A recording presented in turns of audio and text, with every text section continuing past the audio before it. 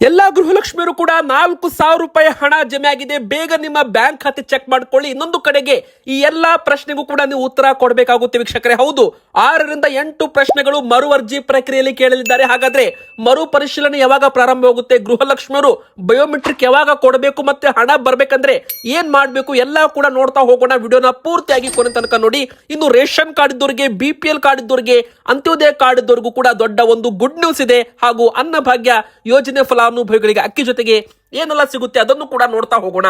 ಇನ್ನು ಕರ್ನಾಟಕದಲ್ಲಿ ಮತ್ತೆ 4,000 ಗಡಿಯತ್ತ H1N1 ಸೋಂಕು. ವೀಕ್ಷಕರೇ, ಶಾಲೆಗಳಲ್ಲಿ ಮಕ್ಕಳಿಗೂ ಕೂಡ ಜ್ವರ ಬಂದರೆ ಕಡ್ಡಾಯ ರಜೆ ಕೊಡುವಂತೆನೂ ಕೂಡ ಶಿಕ್ಷಣ ಇಲಾಖೆ ಒಂದು ಸಂಸ್ಥೆಗಳಿಗೆ ಸೂಚನೆಯನ್ನ ಕೊಟ್ಟಿರುವಂತದ್ದು. ಸೊ ನಿಮ್ಮ ಮನೆಯಲ್ಲೂ ಕೂಡ ಶಾಲೆಗೆ ಹೋಗೋ ವಿದ್ಯಾರ್ಥಿಗಳಿದ್ರೆ, ವಯಸ್ಸಾದವರಿದ್ರೆ, ರೋಗ ನಿರೋಧಕ ಶಕ್ತಿ ಕಡಿಮೆ ಇದ್ದವ್ರಿಗೂ ಕೂಡ ಹೊಸ ಒಂದು ಶಾಕಿಂಗ್ ಸುದ್ದಿ ಅಂತ ಹೇಳ್ಬಹುದು. ಇನ್ನೊಂದು ಕಡೆಗೆ ನೀವು ಕೂಡ BLO ಅವರು ಕೊಟ್ಟ ಅರ್ಜಿಯನ್ನ ತುಂಬಿಗಾಗಲೇ ವಾಪಸ್ ಕೊಟ್ಟಿದ್ರೆ ನಿಮ್ಮ ಹೆಸರು ಮತಪಟ್ಟಿಯಲ್ಲಿ ಇದೆಯೋ ಇಲ್ವೋ ಅಂತ ಚೆಕ್ ಮಾಡ್ಕೊಳ್ಳಿ ವೀಕ್ಷಕರೇ. ಹೌದು, ಕರಡು ಮತದಾರರ ಪಟ್ಟಿ ರಿಲೀಸ್ ಆಗಿದೆ. ನಿಮ್ಮ ಹೆಸರು ಯಾವ ತರ ಚೆಕ್ ಮಾಡಬೇಕು ನಾವು ಕೂಡ ಹೇಳ್ಕೊಡ್ತೇವೆ. ವಿಡಿಯೋನ ಪೂರ್ತಿಯಾಗಿ ನೋಡಿ. ಹಾಗೆ ನೀವು ಇನ್ನೂ ಕೂಡ ವಿಡಿಯೋಗೆ ಲೈಕ್ ಮಾಡಿಲ್ಲ ಅಂದ್ರೆ ದಯಮಾಡಿ ಈ ವಿಡಿಯೋಗೆ ಒಂದು ಪ್ರತಿಯೊಬ್ರು ಕೂಡ ಲೈಕ್ ಮಾಡೋದನ್ನ ಮರಿಬೇಡಿ. ಹಾಗೂ ಪ್ರತಿಯೊಬ್ರು ಕೂಡ ನಾವು ಕೇಳುವ ಒಂದೇ ಒಂದು ಚಿಕ್ಕ ಪ್ರಶ್ನೆಗೆ ಕಮೆಂಟ್ ಮೂಲಕ ಉತ್ತರ ಕೊಡಿ.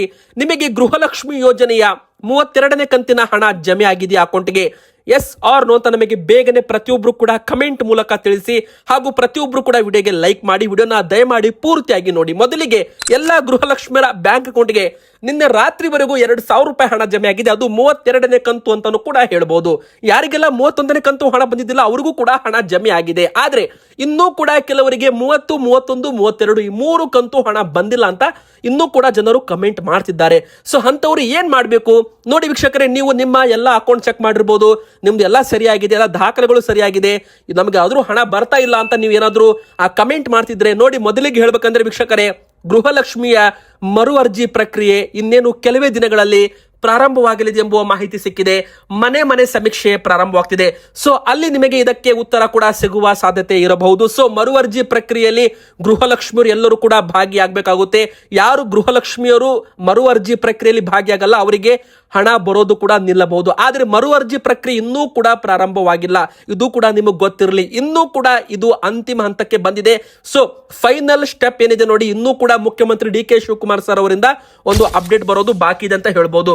ಬಯೋಮೆಟ್ರಿಕ್ ಮತ್ತು ಮುಖಚರ್ಯೆ ದೃಢೀಕರಣಕ್ಕೆ ಅವಕಾಶ ಮಾಡಿಕೊಟ್ಟಿದ್ದಾರೆ. ಅಂದ್ರೆ ಗೃಹಲಕ್ಷ್ಮಿ ಯೋಜನೆಯ ಪರಿಷ್ಕರಿಸುವ ಪ್ರಕ್ರಿಯೆ ಆರಂಭವಾಗಲಿದೆ ಮತ್ತು ಫಲಾನುಭವಿಗಳ ಅರ್ಹತೆ ಪರಿಶೀಲನೆ ಮಾಡಲು ಮನೆ ಸಮೀಕ್ಷೆ ಕೂಡ ನಡೆಸಲಾಗುತ್ತೆ. ಅಂದ್ರೆ ನಿಮ್ಮ ಮನೆ ಬಾಗಿಲಿಗೆ ಅರ್ಜಿ ನಮೂನೆ ಕೂಡ ಬರುತ್ತೆ ಅಂತ ಹೇಳ್ಬಹುದು.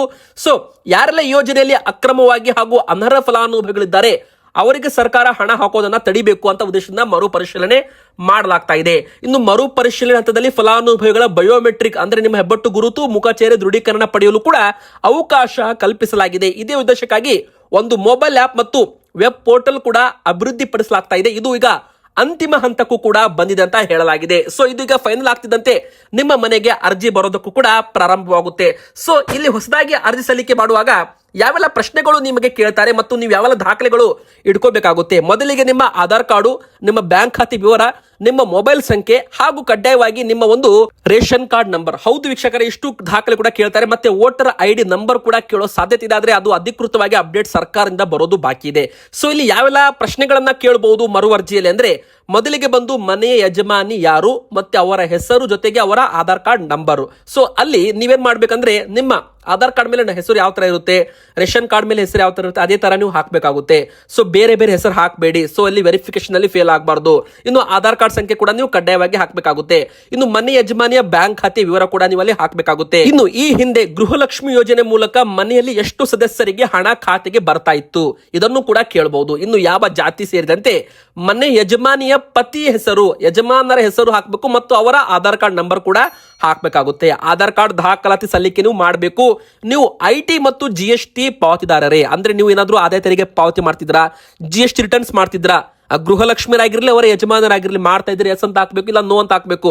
ಸೊ ಇಲ್ಲಿ ನೀವೇನಾದ್ರೂ ತಪ್ಪು ಹಾಕಿ ಏನಾದ್ರೂ ಸುಳ್ಳು ಹೇಳಿದ್ರೆ ಅಲ್ಲೂ ಕೂಡ ನಿಮಗೆ ಹಣ ಬರೋದಿಲ್ಲ. ಇದಕ್ಕಂದ್ರೆ ನಿಮ್ಮ ಆಧಾರ್ ಕಾರ್ಡ್ ನಂಬರ್ ಮೂಲಕ ವೆರಿಫಿಕೇಶನ್ ಕೂಡ ಮಾಡ್ತಾರೆ. ನಿಮ್ಮ ಹತ್ರ ಯಾವ ಕಾರ್ಡ್ ಇದೆ, BPL or APL ಇದನ್ನು ಕೂಡ ಕೇಳ್ತಾರೆ. ಸೊ ಎಲ್ಲಾ ಪ್ರಶ್ನೆಗಳಿಗೆ ಉತ್ತರ ಕೊಡಬೇಕಾಗುತ್ತೆ. ಇನ್ನು ಕೆಲವೇ ದಿನಗಳಲ್ಲಿ ಮರು ಅರ್ಜಿ ಪ್ರಕ್ರಿಯೆ ಮನೆ ಪರಿಶೀಲನೆ ಪ್ರಾರಂಭವಾಗಲಿದೆ ಅಂತಾನು ಕೂಡ ಇಲ್ಲಿ ಹೇಳಬಹುದು. ಇನ್ನು 33ನೇ ಕಂತು ಹಣ ಕೂಡ ಶೀಘ್ರದಲ್ಲೇ ಬಿಡುಗಡೆ ಆಗಲಿದೆ ಎಂಬ ಮಾಹಿತಿ ಕೂಡ ಸಿಕ್ಕಿದೆ. ಸೊ ಸೆಪ್ಟೆಂಬರ್ ತಿಂಗಳಲ್ಲಿ 33ನೇ ಕಂತು ಹಣ ಕೂಡ ಬಿಡುಗಡೆ ಆಗಲಿದೆ ಅಂತ ಹೇಳಬಹುದು. ಸೊ ಈಗ ರೇಷನ್ ಕಾರ್ಡ್ ಇದ್ದವರಿಗೆ ಏನು ಗುಡ್ ನ್ಯೂಸ್ ಬಂದಿದೆ ನೋಡೋಣ ಬನ್ನಿ. ಮೊದಲಿಗೆ ಹೇಳ್ಬೇಕಂದ್ರೆ ಎಲ್ಲಾ ಒಂದು BPL ಕಾರ್ಡ್ ಗ್ರಾಹಕರಿಗೆ ಒಂದು ದೊಡ್ಡ ಸಿಹಿ ಸುದ್ದಿ ಬಂದಿದೆ. ಈ KYC ಪ್ರಕ್ರಿಯೆ ಸೆಪ್ಟೆಂಬರ್ 1ರಿಂದ ಸೆಪ್ಟೆಂಬರ್ 30ರವರೆಗೂ ಅವಕಾಶ. ನೋಡಿ, ಸರ್ವರ್ ಸಮಸ್ಯೆ ಕಾರಣದಿಂದಾಗಿ ತುಂಬಾ ಜನ ವಾಪಸ್ ಕೂಡ ಮನೆಗೆ ಬಂದಿದ್ದಾರೆ, ಈ KYC ಆಗಿಲ್ಲ ಅಂತ. ಸೊ ನಿಮಗೆಲ್ಲ ಕೂಡ ಒಂದು ದೊಡ್ಡ ಗುಡ್ ನ್ಯೂಸ್ ಏನಪ್ಪಾ ಅಂದ್ರೆ, ಯಾರೆಲ್ಲ ಈ KYC ಮಾಡಿಸಿಲ್ಲ ನಿಮಗೆ ಮತ್ತೊಮ್ಮೆ ಅವಕಾಶ ಇದೆ. ಸೆಪ್ಟೆಂಬರ್ 1ರಿಂದ ಸೆಪ್ಟೆಂಬರ್ 30ನೇ ತಾರೀಕಿನವರೆಗೂ ಅವಕಾಶ. ಇದು ಗುಡ್ ನ್ಯೂಸ್ ಅದಕ್ಕಪ್ಪ ಅಂದ್ರೆ, ಯಾರೆಲ್ಲ ಈ KYC ಮಾಡಿಸಲ್ಲ ನೋಡಿ ಅವರಿಗೆ ಮುಂದಿನ ಬರೋ ದಿನ ಏನು ಸರ್ಕಾರದ ಯೋಜನೆಗಳ ಲಾಭ ಇದೆ ರೇಷನ್ ಕಾರ್ಡ್ ಇದ್ದವರಿಗೆ ಅದು ಸಿಗೋದು ಡೌಟ್ ಅಂತ ಹೇಳಲಾಗ್ತಾ ಇದೆ. ಈ KYC ಇದು ಕಡ್ಡಾಯ ಮಾಡಿದ್ದಾರೆ, ಕಂಪಲ್ಸರಿ ಅಂತಾನೂ ಕೂಡ ಹೇಳ್ಬೋದು. ಸೊ ಯಾರು ಈ KYC ಮಾಡಿಸೋದಿಲ್ಲ ಅವರಿಗೆ ಅಕ್ಕಿ ಕೂಡ ವಿತರಣೆಯಲ್ಲಿ ವಿಳಂಬವಾಗಬಹುದು, ಅಥವಾ ಅವರ ತಾತ್ಕಾಲಿಕವಾಗಿ ಅವರಿಗೆ ಅನ್ನಭಾಗ್ಯ ಅಕ್ಕಿ ಕೂಡ ವಿತರಣೆ ಆಗೋದು ನಿಲ್ಲಿಸಬಹುದು ಅಂತ ಹೇಳಲಾಗ್ತಾ ಇದೆ. ಈ KYC ಇದು ಕಂಪ್ಲೀಟ್ ಆಗಿ ನೀವು ಮಾಡಿಸಲೇಬೇಕು. ಮತ್ತೆ ಎರಡನೇದಾಗಿ ಹೇಳ್ಬೇಕಂದ್ರೆ, ಇಂದಿರಾ ಕಿಟ್ ಕೂಡ ನಿಮಗೆ ಮುಂದಿನ ಬರೋ ದಿನ BPL ಕಾರ್ಡ್ ಇದ್ದವರಿಗೆ, ಅಂತ್ಯೋದಯ ಕಾರ್ಡ್ ಇದ್ದವರಿಗೆ ವಿತರಣೆ ಮಾಡ್ತಾರೆ. ನೋಡಿ, ಒಂದು ಕಡೆಗೆ ಹೇಳ್ಬೇಕಂದ್ರೆ ಈಗಾಗಲೇ 3 ಲಕ್ಷ ಕಾರ್ಡ್ಗಳು ಏನು BPL ಕಾರ್ಡ್ಗಳು APL ಕಾರ್ಡ್ಗೆ ವರ್ಗಾವಣೆ ಆಗಬೇಕಾಗಿತ್ತು, ಅವುಗಳನ್ನ ಸದ್ಯಕ್ಕೆ ನಿಲ್ಲಿಸಲಾಗಿದೆ. ಅಂದ್ರೆ ಲಕ್ಷಾಂತರ ಒಂದು ಜನರ BPL ಕಾರ್ಡಿಗೆ ಏನು ಬಂದ್ ಆಗ್ಬೇಕಾಗಿತ್ತು ಅದು ಸದ್ಯಕ್ಕೆ ತಡೆ ಹಿಡಿದಿದ್ದಾರೆ. ಸೊ ಯಾವುದೇ ಕಾರ್ಡುಗಳು ಸದ್ಯಕ್ಕೆ ರದ್ದಾಗ್ತಿಲ್ಲ. ಕೇವಲ ಕರ್ನಾಟಕದಲ್ಲಿ 7 ಲಕ್ಷ ಕಾರ್ಡಲ್ಲಿ 4 ಲಕ್ಷ ಕಾರ್ಡುಗಳು ಮಾತ್ರ BPL ಇಂದ ಈಗಾಗಲೇ APL ಕಾರ್ಡ್ಗೆ ಕನ್ವರ್ಟ್ ಆಗಿದೆ. ಇನ್ನುಳಿದ 3 ಲಕ್ಷ ಕಾರ್ಡುಗಳು ಇನ್ನೂ APL ಕಾರ್ಡ್ಗೆ ವರ್ಗಾವಣೆ ಆಗೋದು ಬಾಕಿ ಇದೆ. ಅಷ್ಟರ ನಡುವೆ ನೀವು ಈ KYC ಮಾಡಿಸಬೇಕು, ಇಲ್ಲ ಅಂದ್ರೆ ನಿಮ್ದು ಕಾರ್ಡು ಕೂಡ BPL ಇಂದ APLಗೆ ವರ್ಗಾವಣೆ ಆಗುವ ಸಾಧ್ಯತೆ ಕೂಡ ಇರಬಹುದು ಅಂತ ಹೇಳಲಾಗ್ತಾ ಇದೆ. ಸೊ ಸೆಪ್ಟೆಂಬರ್ 30ನೇ ತಾರೀಕಿನವರೆಗೂ ನಿಮಗೆ ಅವಕಾಶ ಇದೆ. ಇನ್ನು ಎರಡನೇ ಗುಡ್ ನ್ಯೂಸ್ ಏನಪ್ಪಾ ಅಂದ್ರೆ, ಇಂದಿರಾ ಫುಡ್ ಕಿಟ್ ಯೋಜನೆ ಏನಿದೆ ನೋಡಿ, ಅಡುಗೆ ಎಣ್ಣೆ, ಉಪ್ಪು, ಸಕ್ಕರೆ, ತೊಗರಿಬೇಳೆ ಈ 4 ಆಹಾರ ಸಾಮಗ್ರಿಗಳನ್ನು ಒಳಗೊಂಡ ಒಂದು ಇಂದಿರಾ ಕಿಟ್ ಏನಿದೆ ಅದು ಕೂಡ ನಿಮಗೆ ಇನ್ನು 1ರಿಂದ 3 ತಿಂಗಳ ಒಳಗೆ ವಿತರಣೆ ಮಾಡಬಹುದು ಅಂತ ಹೇಳಲಾಗ್ತಾ ಇದೆ. ಹೌದು ವೀಕ್ಷಕರೇ, 3 ತಿಂಗಳ ಒಳಗೆ ಯೋಜನೆ ಪ್ರಾರಂಭವಾಗುತ್ತೆ. ಅಂತಿಮ ಹಂತಕ್ಕೆ ಬಂದಿದೆ ಅಂತ ಈಗಾಗಲೇ ದಿನೇಶ್ ಗುಳಿಗೋಡ್ ಅವರು ಕೂಡ ಒಂದು ಹೇಳಿಕೆ ಕೊಟ್ಟಿದ್ದಾರೆ. ಸೊ ಈ ಒಂದು ಇಂದಿರಾ ಕಿಟ್ ಯೋಜನೆ ಏನಿದೆ ಇದು ಕೂಡ ಆದಷ್ಟು ಬೇಗ ಜನರ ಕೈಗೆ ಸೇರಲಿದೆ. ಇತ್ತ ನಿಮಗೆ ಅಕ್ಕಿ ಮತ್ತು ರಾಗಿ ಕೂಡ ವಿತರಣೆ ಮಾಡ್ತಿದ್ದಾರೆ ಕೇಂದ್ರ ಸರ್ಕಾರದಿಂದ. 3 ಕೆಜಿ ರಾಗಿ, 2 ಕೆಜಿ ಅಕ್ಕಿ ವಿತರಣೆ ಆಗ್ತಿದೆ ಕೇಂದ್ರ ಸರ್ಕಾರದಿಂದ. ರಾಜ್ಯ ಸರ್ಕಾರದಿಂದ 5 ಕೆಜಿ ಹೆಚ್ಚುವರಿ ಅಕ್ಕಿ ಬದಲಾಗಿ ನಿಮಗೆ ಇಂದಿರಾ ಆಹಾರ ಕಿಟ್ ಅನ್ನ ವಿತರಣೆ ಮಾಡಲಾಗುತ್ತೆ. ಇದನ್ನ 3 ಭಾಗದಲ್ಲಿ ವಿಂಗಡಿಸಿದ್ದಾರೆ ವೀಕ್ಷಕರೇ. ಟೋಟಲ್ ಆಗಿ ಹೇಳ್ಬೇಕಂದ್ರೆ BPL ಮತ್ತು ಅಂತ್ಯೋದಯ ಪಡಿತರ ಚೀಟಿ ಇದ್ದವರಿಗೂ ಕೂಡ ಇಂದಿರಾ ಕಿಟ್ ವಿತರಣೆ ಮಾಡಲಾಗುತ್ತೆ. 2.5 ಕೆಜಿ, 5 ಕೆಜಿ, 7.5 ಕೆಜಿ ಈ 3 ಕೆಜಿ ತೂಕದ ಇಂದಿರಾ ಕಿಟ್ ಅನ್ನ ವಿತರಣೆ ಮಾಡ್ತಾರೆ ವೀಕ್ಷಕರು. ಇನ್ನು ಮೂರನೇ ದೊಡ್ಡ ಬ್ರೇಕಿಂಗ್ ನ್ಯೂಸ್ ಏನಪ್ಪಾ ಅಂದ್ರೆ, ಕರ್ನಾಟಕದಲ್ಲಿ ಮತ್ತೆ ಶುರುವಾಯಿತು H1N1 ಸೋಂಕಿನ ಆತಂಕ. 4,000 ಗಡಿಯತ್ತ ಸೋಂಕು. ಮುನ್ನೆಚ್ಚರಿಕೆ ಕ್ರಮಕ್ಕೆ ಮುಂದಾದ ಆರೋಗ್ಯ ಇಲಾಖೆ ಕರ್ನಾಟಕದಲ್ಲಿ ಮತ್ತೆ ಅಲರ್ಟ್ ಅಂತಾನು ಕೂಡ ಇಲ್ಲಿ ಹೇಳಬಹುದು ವೀಕ್ಷಕರೇ. ಸ್ಪೆಷಲಿ ಹೇಳ್ಬೇಕಂದ್ರೆ, ಶಾಲೆಗಳಲ್ಲಿ ಆಗಿರ್ಬೋದು, ಇನ್ನು ನಿಮ್ಮ ಮನೆಯಲ್ಲಿ ವಯಸ್ಸಾದವರಿದ್ರೆ ಅಥವಾ ರೋಗ ನಿರೋಧಕ ಶಕ್ತಿ ಕಡಿಮೆ ಇರುವ ವ್ಯಕ್ತಿಗಳಲ್ಲಿ ಈ ಸೋಂಕಿನ ಲಕ್ಷಣಗಳು ತೀವ್ರವಾಗಿ ಕಂಡು ಬರುತ್ತೆ. ಹೀಗಾಗಿ ಶಿಕ್ಷಣ ಸಂಸ್ಥೆಗಳಿಗಾಗಲೇ ಸೂಚನೆ ಕೂಡ ಹೋಗಿದೆ. ವಾತಾವರಣದಲ್ಲಿ ಆಗಿರುವ ಬದಲಾವಣೆಯಿಂದಾಗಿ H1N1 ಸೋಂಕು ಏನಿದೆ ಕರ್ನಾಟಕದಲ್ಲಿ ಹೆಚ್ಚಾಗ್ತಿದೆ. ಸೊ ಇದು ಮಕ್ಕಳು ಗುಂಪಾಗಿ ಸೇರೋದ್ರಿಂದನೂ ಕೂಡ ಹಬ್ಬಬಹುದು. ಹೀಗಾಗಿ ಶಾಲೆಗಳಲ್ಲಿ ಎಚ್ಚರ ವಹಿಸಲು ಆಯಾ ಶಿಕ್ಷಣ ಸಂಸ್ಥೆಗಳಿಗೆ ಸ್ಥಳೀಯ ಆಡಳಿತಗಳ ಮೂಲಕ ಸೂಚನೆ ಕೂಡ ಕೊಡಲಾಗಿದೆ ವೀಕ್ಷಕರೇ. ಈ ಒಂದು H1N1 ಸೋಂಕಿನ ಲಕ್ಷಣಗಳು ಏನಪ್ಪಾ ಅಂದ್ರೆ, ತೀವ್ರವಾಗಿ ಜ್ವರ ಬರೋದು, ಅಂದ್ರೆ ಎಲ್ಲ ಮೈಕೈ ಬಿಸಿ ಆಗೋದಾಗಿರ್ಬೋದು, ಕೆಮ್ಮು ಮತ್ತು ಗಂಟಲು ನೋವು ಕೂಡ ಶುರುವಾಗುತ್ತಂತೆ. ಇನ್ನು ಮೂರನೇದಾಗಿ ಉಸಿರಾಟದ ತೊಂದರೆ ಮತ್ತು ದೇಹ ದಂಡನೆ ಕಂಡು ಬಂದ್ರೆ ತಕ್ಷಣವೇ ಹತ್ತಿರದ ವೈದ್ಯರನ್ನ ಸಂಪರ್ಕಿಸಬೇಕು ಮತ್ತು ಚಿಕಿತ್ಸೆ ಕೂಡ ಪಡಿಬೇಕು ಅಂತ ಆರೋಗ್ಯ ಅಧಿಕಾರಿಗಳು ಈಗ ಜನರಿಗೆ ಮನವಿಯನ್ನ ಮಾಡಿದ್ದಾರೆ. ಸೊ ಸ್ವಯಂ ಚಿಕಿತ್ಸೆಯಿಂದ ದೂರವಿರಲು ಹಾಗೂ ಜನಬಿಡ ಪ್ರದೇಶಗಳಲ್ಲಿ ಮಾಸ್ಕ್ ಹಾಕಿ ಕೈಗಳನ್ನ ಆಗಾಗ ಸ್ವಚ್ಛವಾಗಿಗೊಳಿಸುವಂತ ಮುನ್ನೆಚ್ಚರಿಕೆ ಕ್ರಮ ವಹಿಸುವಂತೆ ಸೂಚನೆ ಕೊಡಲಾಗಿದೆ ವೀಕ್ಷಕರೇ. ಅಷ್ಟು ಮಾತ್ರವಲ್ಲದೆ, ಯಾವುದೇ ಒಂದು ಶಾಲೆಯಲ್ಲಿ ಮಗುವಿಗೆ ಜ್ವರ ಬಂದ್ರೆ ಅಂತ ಒಂದು ಮಕ್ಕಳಿಗೆ ರಜೆಯನ್ನು ಕೂಡ ಕೊಡಬೇಕು. ಅಂದ್ರೆ ಕೆಮ್ಮು, ನೆಗಡಿ, ಜ್ವರ, ಈ ತರ ಉಸಿರಾಟ ತೊಂದರೆ ಇದ್ರೆ ಅಂತ ಮಕ್ಕಳಿಗೆ ಕಡ್ಡಾಯವಾಗಿ ರಜೆ ಕೊಡಬೇಕು ಅಂತಾನೂ ಕೂಡ ಹೇಳಲಾಗಿದೆ. ಸೊ ಅಂತ ಮಕ್ಕಳಿಂದ ಬೇರೆ ವಿದ್ಯಾರ್ಥಿಗಳಿಗೆ ಸೋಂಕು ಹರಡಬಾರದು ಎಂಬುವ ಮುನ್ನೆಚ್ಚರಿಕಾ ಕ್ರಮದಿಂದ ಅಂತಾನೂ ಕೂಡ ಇಲ್ಲಿ ಹೇಳಬಹುದು ವೀಕ್ಷಕರೇ. ಇನ್ನು ರಜೆ ಕೊಡೋದು ಮಾತ್ರವಲ್ಲ, ಆ ಮಗುವಿಗೆ ಸೂಕ್ತ ಚಿಕಿತ್ಸೆ ಕೊಡಿಸುವಂತೆ ಪೋಷಕರಿಗೆ ಸೂಚನೆ ಕೂಡ ನೀಡಬೇಕು ಅಂತ ಶಾಲೆ ಆಡಳಿತ ಮಂಡಳಿಗಳಿಗೆ ಆರೋಗ್ಯ ಇಲಾಖೆ ನಿರ್ದೇಶನ ಕೂಡ ನೀಡಿರುವಂತದ್ದು. ಸೊ ಮನೆ ಬಳಿಗೆ ಬಂದು ಜಾಗೃತಿ ಕೂಡ ನಡೆಸಬಹುದು ಅಂತ ಇಲ್ಲಿ ಹೇಳಲಾಗ್ತಾ ಇದೆ. ಸೊ ಇದು H1N1 ಸೋಂಕಿನ ಅಲರ್ಟ್ ಅಂತಾನೆ ಹೇಳ್ಬೋದು. ಇನ್ನು ನೀವು ಕೂಡ ಈಗಾಗಲೇ SIR ಪ್ರಕ್ರಿಯೆಯಲ್ಲಿ ಭಾಗಿಯಾಗಿ BLO ಅವರು ಕೊಟ್ಟ ಅರ್ಜಿಯನ್ನ, ಏನು ಎನ್ಯುಮರೇಷನ್ ಅರ್ಜಿ ಇದೆ ಅದು ನೀವು ಈಗಾಗಲೇ ತುಂಬಿ ವಾಪಸ್ ಕೊಟ್ಟಿದ್ರೆ ನಿಮ್ಮ ಹೆಸರು ಮತಪಟ್ಟಿಯಲ್ಲಿ, ಅಂದ್ರೆ ಕರಡು ಮತದಾರರ ಪಟ್ಟಿ ಈಗಾಗಲೇ ಬಿಡುಗಡೆ ಆಗಿದೆ. ಸೊ ನಿಮ್ಮ ಹೆಸರು ಅದರಲ್ಲಿ ಇದೆ ಇಲ್ವ ಅಂತ ನೀವು ಚೆಕ್ ಮಾಡ್ಕೊಳ್ಳಿ ವೀಕ್ಷಕರೇ. ಹೌದು, ಒಟ್ಟು 5,54,00,000 ಜನರು ಮೊದಲು ಮತದಾರರು ಇದ್ರು.